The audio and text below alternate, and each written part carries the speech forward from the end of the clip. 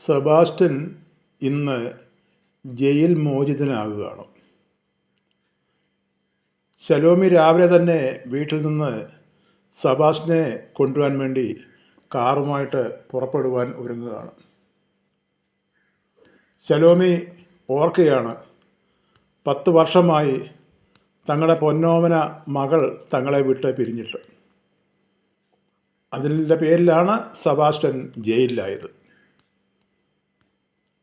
Sebastian ജയിലിൽ പോകാനൊരു കാരണമുണ്ടായത്, തൻ്റെ പൊന്നോമല മകളെ നശിപ്പിച്ച ആ കശ്മലിനെ വെടിവെച്ച് കൊന്നു.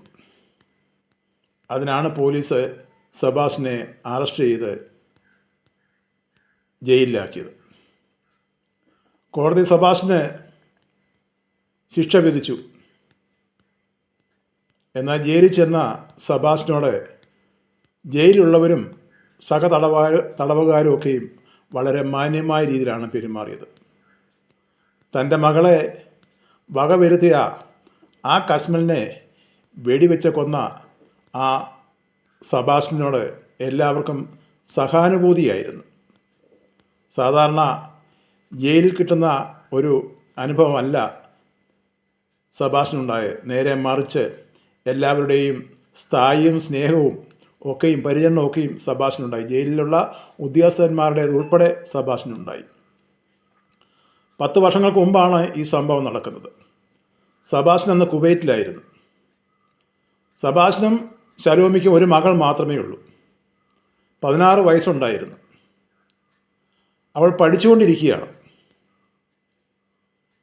ശലോമി കുറച്ച് നാൾ സെബാസ്റ്റ്യൻ്റെ കൂടെ ഗൾഫിലായിരുന്നു. അവിടുന്ന് ശലോമി നാട്ടിൽ സ്ഥലം വാങ്ങിച്ച വീട് വെച്ച് ശലോമി മകളെയും കൊണ്ട് നാട്ടിൽ വന്നു. പിന്നെ സെബാസ്റ്റ്യൻ മാത്രമേ അവിടെ കുവൈറ്റിലുണ്ടായിരുന്നുള്ളൂ. 6 മാസം കൂടി ഇരിക്കുമ്പോൾ സെബാസ്റ്റ്യൻ വീട്ടിൽ വരുമായിരുന്നു. മകളുടെ പഠനത്തിന് വേണ്ടിയാണ് ശലോമി നാട്ടിൽ വന്നത്. നല്ലൊരു വീട് വെച്ചിട്ടുണ്ട്, അല്പം സ്ഥലം വാങ്ങിച്ചു, വീട്ടിൽ വേണ്ടുന്നതായ ചുറ്റുപാടുകളും സാഹചര്യങ്ങളും ഒക്കെയുണ്ട്. മകളെ നല്ല നിലയിൽ പഠിപ്പിക്കണം, ഇതൊക്കെയായിരുന്നു ആ മാതാപിതാക്കളുടെ മനസ്സിലെ ആഗ്രഹം. ഏക മകൾ നല്ല രീതിയിൽ കൂടി പഠിച്ച് അവൾ നല്ല വിജയത്തിലേക്ക് പോകണമെന്നുള്ളതായ ആഗ്രഹം ആ മാതാപിതാക്കൾക്കുണ്ടായിരുന്നു. അതുകൊണ്ടാണ് ശലോമി മകളെയുമായിട്ട് നാട്ടിൽ വന്ന് അവിടെ താമസമാക്കിയത്. സെബാസ്റ്റ്യൻ പറഞ്ഞു, കുറച്ച് നാൾ കൂടെ ജോലി ചെയ്തിട്ട് ഞാനും മടങ്ങി നാട്ടിൽ വന്ന് നമുക്ക് ഒന്നിച്ച്, പിന്നെ ഞാൻ ഗൾഫിലേക്ക് പോരുന്നില്ല, നാട്ടിൽ തന്നെ കഴിയാമെന്നുള്ള തീരുമാനത്തിലാണ് ശലോമി മകളുമായിട്ട് വന്നത്. അങ്ങനെ ശലോമി മകളുമായിട്ട് വന്ന് ഏതാണ്ട് 1.5 വർഷക്കാലമായപ്പോഴാണ് ഈ സംഭവം നടക്കുന്നത്. നാട്ടിലെ കോളേജിലെ പഠനത്തിനായിട്ട് ദിവസവും രാവിലെ കോളേജിലെ ബസ് വരും. ബസ്സിൽ കയറി മകൾ കോളേജിൽ പോകും. വൈകിട്ട് ആ ബസ്സിൽ തന്നെ മടങ്ങി വരും. അങ്ങനെ ദിവസങ്ങൾ, മാസങ്ങൾ ഇങ്ങനെ കടന്നു പോയിക്കൊണ്ടേയിരിക്കുന്നു. ഇവരുടെ മകൾ, ശലോമിയുടെയും സെബാസ്റ്റ്യൻ്റെയും മകൾ വളരെ സുന്ദരിയാണ്, നല്ല കുട്ടിയാണ്. അധികം ആരോടും സംസാരിക്കത്തൊന്നുമില്ല. അങ്ങനെ ഒരു ദിവസം ശലോമിക്ക് എന്തോ ആവശ്യത്തിന് വേണ്ടി വെളിയിലേക്ക് പോകേണ്ടതായിട്ട് വന്നു. അപ്പോൾ ശലോമി മകളോട് പറഞ്ഞു, മകളെ മോളും വാ, നമുക്കൊന്നിച്ച് പോരാം. അപ്പോൾ അവൾ പറഞ്ഞു, അമ്മേ ഞാൻ വരുന്നില്ല, എനിക്ക് പഠിക്കുവാൻ ഒത്തിരി ഉണ്ട്, അമ്മ പോയിട്ട് വാ. അപ്പോൾ മകൾ പഠിച്ചോട്ടെന്ന് കണക്ക് കൂട്ടിക്കൊണ്ടാണ് അമ്മ മകളെ തനിച്ചാക്കിയിട്ട് അവിടുന്ന് പോയത്. ശലോമി മടങ്ങി വന്നപ്പോൾ വീടിൻ്റെ വാതിലുകൾ അടച്ചിരിക്കുന്നു. തള്ളി തുറന്നു നോക്കിയ ശലോമി ഞെട്ടിപ്പോയി. തൻ്റെ മകൾ രക്തത്തിൽ കുളിച്ച് തറയിൽ കിടക്കുന്നു. ഓടിച്ചെന്നു അലമുറയിട്ട് കരഞ്ഞു. ചുറ്റുപാടുകൾക്കും ഓടി വന്നു. നോക്കിയപ്പോൾ ആ മകൾ മരിച്ചു കിടക്കുകയാണ്. ആരോ ഒരു ദ്രോഹി ആ മകളെ ബലാത്സംഗം ചെയ്തു. അവൾ ഈ ലോകത്തിൽ നിന്ന് മാറ്റപ്പെട്ടു, മരിച്ചുപോയി. പെട്ടെന്ന് പോലീസ് വിവരം അറിഞ്ഞു. പോലീസ് വന്ന് അധികാരപ്പെട്ടവർ വന്നു, അന്വേഷണം ആരംഭിച്ചു. ഒടുവിൽ അന്വേഷണം അതിൽ നിന്ന് അവരുടെ വീടിൻ്റെ അല്പം ദൂരെയുള്ള ഒരു ആളിലേക്കാണ് ചെന്ന് നിന്നത്. ഒരു ചെറുപ്പക്കാരനായ മനുഷ്യൻ. അവൻ കഞ്ചാവും മദ്യവും അടിച്ച് അവനിങ്ങനെ മറ്റുള്ള സ്ത്രീകളെ ഉപദ്രവിച്ച് നടക്കുന്നൊരു സ്വഭാവമുള്ളവനായിരുന്നു. അങ്ങനെയാണ് അവനിലേക്ക് അന്വേഷണം ചെയ്ത് നിന്ന് അവനെ വിളിച്ചു, അവനെ പിടിച്ചു കസ്റ്റഡി എടുത്ത് ചോദ്യം ചെയ്തപ്പോഴാണ് അന്ന് ശലോമി പോയതിന് ശേഷം ഇവനാ വീട്ടിൽ വന്ന് ഈ കുഞ്ഞിനെ അവൻ്റെ ഹിതത്തിന് വേണ്ടി, അവൻ്റെ ഇഷ്ടത്തിന് വേണ്ടി ഉപയോഗിക്കുകയായിരുന്നു.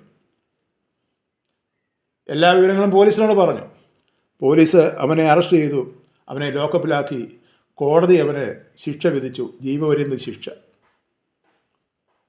അവന് ജയിലിൽ നല്ല ഒരു സ്വഭാവമുള്ളവനായതുകൊണ്ട് അവന് ഇടയ്ക്കിടയ്ക്ക് 6 മാസം കുടിക്കുമ്പോൾ പരോൾ ലഭിക്കുമായിരുന്നു. അപ്പോൾ ഇവന് പരോൾ ലഭിക്കുന്ന വിവരം ഈ സെബാസ്റ്റ്യൻ തിരക്കിക്കൊണ്ടിരുന്നു. അങ്ങനെയാണ് സെബാസ്റ്റ്യൻ ഗൾഫിൽ നിന്ന്, കുവൈറ്റിൽ നിന്ന് ജോലിയുടെ അവധി വാങ്ങിച്ചിട്ട് നാട്ടിലേക്ക് മടങ്ങി വന്നത്. സെബാസ്റ്റ്യൻ വരുന്നതിൻ്റെ തലേ ദിവസം ഇവന് പരോൾ ലഭിക്കുമെന്ന് സെബാസ്റ്റ്യൻ മനസ്സിലാക്കി. നാട്ടിൽ വന്ന സെബാസ്റ്റ്യൻ ആ ഊഴത്തിന് വേണ്ടി കാത്തിരുന്നു. തൻ്റെ മകളെ വകവരുത്തിയ അവനെ ജീവിക്കുവാൻ സമ്മതിക്കുകയില്ല. ഭാര്യയോടൊന്നും പറഞ്ഞില്ല. സെബാസ്റ്റ്യന് ലൈസൻസ് ഉള്ളൊരു തോക്കുണ്ടായിരുന്നു. സെബാസ്റ്റ്യൻ ആ തോക്കും കൊണ്ടാണ് എപ്പോഴും യാത്ര ചെയ്തുകൊണ്ടിരുന്നത്. പരോളിൽ വന്ന ആ ചെറുപ്പക്കാരൻ അവൻ്റെ വീട്ടിൽ നിന്ന് ഇറങ്ങുന്ന സമയം തക്കം നോക്കി സെബാസ്റ്റ്യൻ ഇരുന്നു. അവസാനം ഒരു സന്ധ്യയെടുത്ത സമയം അവനവൻ്റെ വീട്ടിൽ നിന്നിറങ്ങിയ ആ സമയത്ത് സെബാസ്റ്റ്യൻ അവനെ തടഞ്ഞു നിർത്തി. ഒന്നും ചോദിച്ചില്ല. റിവോൾവർ എടുത്തു നേരിട്ട് അവൻ്റെ നെഞ്ചിലേക്ക് വെടിവെക്കുകയായിരുന്നു.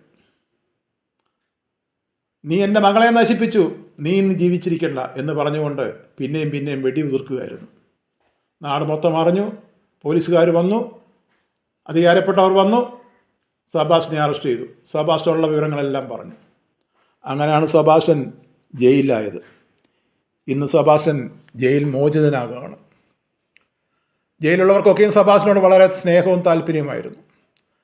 സെബാസ്റ്റ്യൻ ജയിലിൽ നിന്ന് മോചിതനായി പോകുന്നതിനും ജയിലുള്ളവർക്കും വളരെ സങ്കടമുണ്ട്, അധികാരപ്പെട്ടവർക്കും സങ്കടമുണ്ട്. കാരണം സെബാസ്റ്റ്യന് എന്തിനാണ് ഈ കൃത്യം ചെയ്തതെന്ന് എല്ലാവർക്കും അറിയാം. താൻ സ്നേഹിച്ച് വളർത്തിയ മകളെ നശിപ്പിച്ച ആ കസ്മലിനെ ഇല്ലാതാക്കിയ ആ സെബാസ്റ്റ്യനോട് ആർക്കും യാതൊരു വിദ്വേഷമില്ലായിരുന്നു. അതുകൊണ്ടാണ് ജയിലിലുള്ളവർക്കും സെബാസ്റ്റ്യൻ അവിടുന്ന് പോകുന്നതിൽ വളരെ പ്രയാസമുണ്ടായത്. ശലോമി രാവിലെ തന്നെ ജയിലിലേക്ക് കാറുമായിട്ട് പുറപ്പെട്ടു.